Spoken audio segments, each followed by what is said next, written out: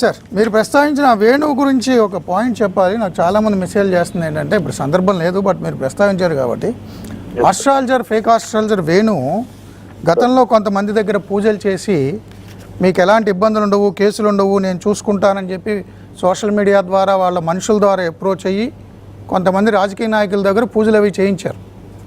పూజలు చేయించిన తర్వాత పాపం వాళ్ళు వారం రోజుల్లోనే జైలుకి వెళ్ళిపోయారు వేరే కేసుల్లో. సో అన్యాయం జరిగింది, మోసం జరిగిందని వాళ్ళు బాధపడుతూ ఉన్నారు.